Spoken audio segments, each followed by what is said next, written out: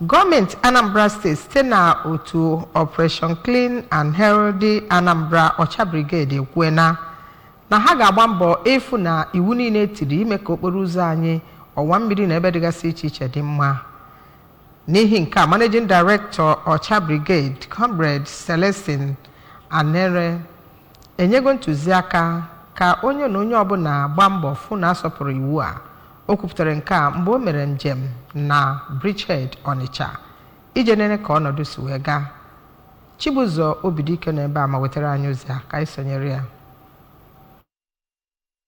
Second Niger Bridge nke dị n'Onitsha n'ibo nke dị n'okpuru ọchịchị Ọka South bụ ebe nke ndị ụlọ ọrụ Ọcha Brigade gara nwụchikọ ndị ahụ dara iwu gọọmenti ma kpọchigharịkwa ebe ndị ahụ a na-egwupụta aja n'ụzọ iwu na-ekwesịghị. Dịka Comrade Anere si kwuo, njem a bụ site na mkpọtụrụ ndị bi na ogbe ahụ kpọrọ ha wee gwa ha na ndị ahụ na-egwupụta aja n'ụzọ iwu na-akwadoghị na steeti a bụkwa ndị na-aghachitegoro azụ wee bidogharịkwa ọrụ ha n'isi ọtụmadị n'agbanyeghị mmachi gọọmenti machiri ebe ahụ. Onye isi ụlọ ọrụ Ọcha Brigade mere ka amata na njem a bụ site na amụma Gọvanọ Chukwuma Soludo wepụtara iji wee gbochie ndị na-egwupụta aja n'ụzọ iwu na-akwadoghị na steeti a ma belata mkpamkpa akparamagwa na-akpa nyegara gburugburu n'ebe ahụ. Ọ gwakwara ndị mmadụ ka ha gbaa mbọ na-akpọtụrụ ụlọ ọrụ ha site na akara ekwentị ndị a 0706 968012